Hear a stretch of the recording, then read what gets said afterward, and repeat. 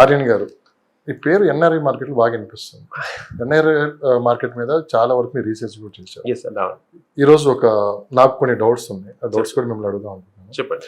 ఎన్ఆర్ఐలో ఏమైనా కన్ఫ్యూజ్లో ఉన్నారా last 1.5 year నుంచి? ఒకటి ఫస్ట్ రీజన్ నెంబర్ 1, అక్కడ ట్రంప్ తీసుకున్న నిర్ణయాలు, సెక్యూరిటీ లేని జాబులు ఒకటి. 2, అమరావతిలో ఇన్వెస్ట్ చేయాలా, హైదరాబాద్లో ఇన్వెస్ట్ చేయాలా? ఓకేనా? ఇప్పుడు ఎక్కడ ఇన్వెస్ట్ చేస్తే మన ఫ్యూచర్ ఉంటుంది, అక్కడ సెక్యూరిటీ లేదు, ఇక్కడికి వచ్చి ఇన్వెస్ట్ చేస్తే మళ్ళీ ఎక్కడైనా మనం సక్సెస్ అవ్వాలి కదా అని చెప్పి ఒక కన్ఫ్యూజ్ వాతావరణంలో ఉన్నట్లయితే క్లియర్గా కనిపిస్తుంది. హైదరాబాద్ మార్కెట్లో అతిపెద్ద మార్కెట్ ఎన్ఆర్ఐ మార్కెట్, నాకు తెలిసి 1,00,000 కోట్ల రూపాయల మార్కెట్. మరి నాకున్న సమాచారం ప్రకారం నేను చెప్తున్నాను. సో ఏంటి వాళ్ళ ఆలోచన ఏంటి ప్రజెంట్? అంటే ఇంకా వెయిట్ చేద్దాం అనే దూరంలో ఉన్నారా? రేపు అమరావతి డెవలప్ అయితే అటు వెళ్ళిపోదాం అనుకుంటున్నారా, లేదా హైదరాబాద్ మీద దృష్టి పెట్టారా? ఈ కన్ఫ్యూజ్ నుంచి ఎప్పుడు వీళ్ళు బయటపడే అవకాశం ఉంది? మీరు ఎప్పుడైనా ఎవరితో మాట్లాడటం జరిగిందా? మార్కెట్ ఎందుకు ఇంత గందరగోళంలో నుంచి? సో నేను ఎన్ఆర్ఐ పోర్ట్ఫోలియో మేనేజర్ నుంచి చాలా ఇయర్స్ నుంచి వర్క్ చేస్తున్నాను. ఒక 120 crores నేను ఎన్ఆర్ఐ పోర్ట్ఫోలియోస్ని మేనేజ్ చేస్తూ ఉంటాను. అంటే వేరే వేరే చిన్న 40,000, 40 lakhs, 50 lakhs నుంచి 1 crore, 2 crores ఈ పోర్ట్ఫోలియోస్ అన్ని మేనేజ్ చేస్తున్నాను 120 crores పైన. నేను మార్నింగ్ లేస్తే నాకు ఎన్ఆర్ఐ కావాల్సి, అంటే నైట్ టైంలో కూడా నేను వాళ్ళతో మాట్లాడినప్పుడు వాళ్ళ యొక్క మీరు అన్నారు మైండ్ సెట్ ఎలా ఉంది అంటే, నేను ఎక్కువ టైము ఎన్ఆర్ఐస్తోనే స్పెండ్ చేస్తుంటాను. ఎందుకంటే because I'm some expert in that. So వాళ్ళతో మాట్లాడినప్పుడు ఏంటంటే వాళ్ళు అడిగే క్వశ్చన్స్ ఏంటంటే, ఆర్యన్ ఫస్ట్ ఇన్వెస్ట్మెంట్ ఎక్కడ పెట్టాలి, ఎందులో పెట్టాలి, ఎంత పెట్టాలి, ఇలాంటివన్నీ మనల్ని అడుగుతూ ఉంటారు. అయితే ఇప్పుడు వాళ్ళు ఎందుకు కన్ఫ్యూజన్లో ఉన్నారంటే, ట్రంప్ తీసుకునే డెసిషన్స్లో ఏవైతే డెసిషన్స్ ఉన్నాయో, మీరు ఇండియా వెళ్ళిపోవడం కొంతసేపు, లేదా permanent visa before date of birth ఉన్నప్పుడు వాళ్ళకు మాత్రమే వాళ్ళకి గ్రీన్ కార్డ్ ఇవ్వడము అనేది, ఇలాంటి ఇష్యూస్లో మన తెలుగు వాళ్ళు చాలా భయపడిపోతున్నారు. అంటే మొన్న చాలా బాధాకరమైన విషయం ఏంటంటే, ఒక డేట్ టైం ఇచ్చి ఆ డేట్లో మాత్రమే కార్డు ఇస్తారంటే ప్రీ డెలివరీస్ కూడా చేసుకోవాల్సిన పరిస్థితి వచ్చాము. అంటే ఒక 1 week ముందే డెలివరీ చేయించుకుని, అంటే నాకు చాలా బాధ అనిపించింది. అంటే అంటే ఎన్నో సంవత్సరాలు ఒత్తిడి లోనవుతున్నారు, ఎన్నో సంవత్సరాల నుంచి చేసుకున్నారు. ఇదంతా అది అక్కడ ఉన్న ఏవైతే ఉన్నాయో అవన్నీ పక్కన పెడితే, ఇన్వెస్ట్మెంట్లో ఎక్కువ కన్ఫ్యూజన్ అయ్యేది అమరావతిలో పెట్టాలా, హైదరాబాద్లో పెట్టాలా? ఈ క్వశ్చన్ నాకు 100 సార్లు వస్తుంది. అంటే నేనేమంటానంటే, అమరావతిలో పెట్టొద్దు అనట్లేదు, బట్ ఇన్ఫ్రాస్ట్రక్చర్ ఎక్కడ డెవలప్ అయింది అంటే హైదరాబాద్లో డెవలప్ అయిపోయి ఉంది ఆల్రెడీ. ఓకే, కొంతమంది అమరావతిలో ప్లీజ్ హైదరాబాద్లో డెవలప్ అయిపోయింది. ఈ డెవలప్ వెనక చంద్రబాబు నాయుడు గారి మాస్టర్ ప్లాన్ ఉంది ఇక్కడ 100%. ఒకటి, ఇప్పుడు చంద్రబాబు నాయుడు గారు అమరావతిలో ఇంతకు మించి అక్కడ ఆయన అమరావతిని డెవలప్ చేయబోతున్నారు. వరల్డ్ నెంబర్ 1 సిటీగా దానికి కోసం ఆయన తిరగని ప్లేస్ లేదు, కేంద్ర ప్రభుత్వం సపోర్ట్ ఉంది. సో ఆయన ఒకసారి చెప్పారంటే చేసి చూపిస్తారని చెప్పి ఎవరైతే ఎన్ఆర్ఐలు ఉన్నారో ఏరి కోరి ఎన్ఆర్ఐలు కూడా చంద్రబాబు నాయుడు గారిని తెచ్చి ముఖ్యమంత్రిగా చేసుకున్నారు.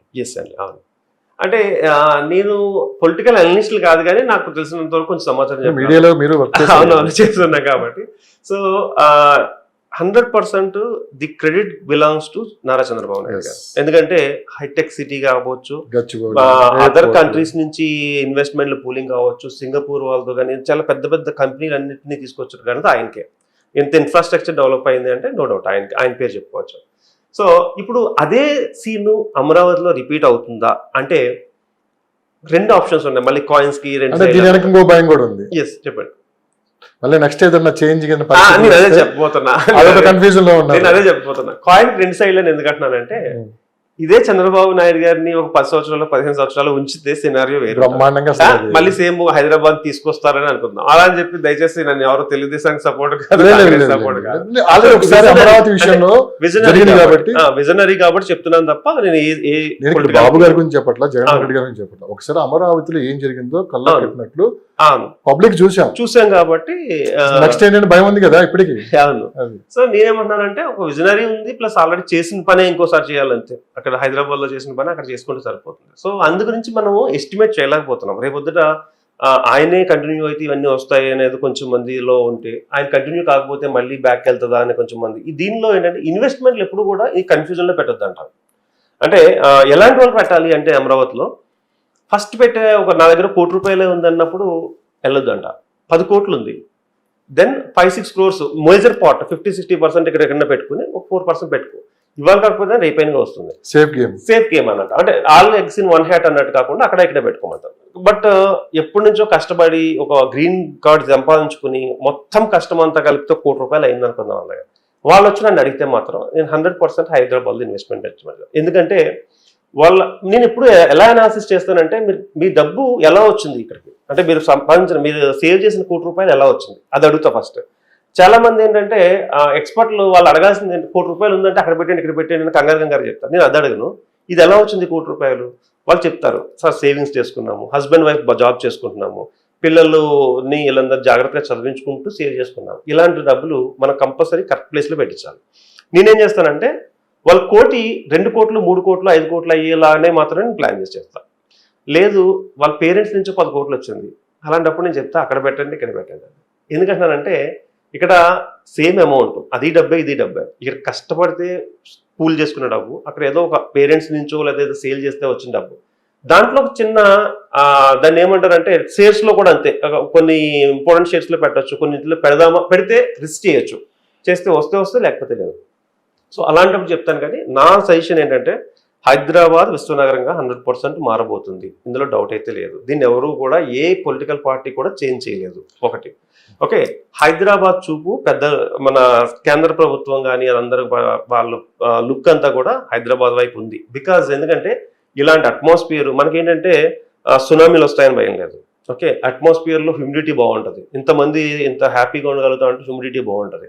ఓకే, భూకంపాలు వచ్చే రేషియో కూడా చాలా తక్కువ ఉంటుంది. అంటే ఇలాంటి అద్భుతమైన సినారియోస్ ఉన్నప్పుడు Hyderabad investment is always better అంటాను.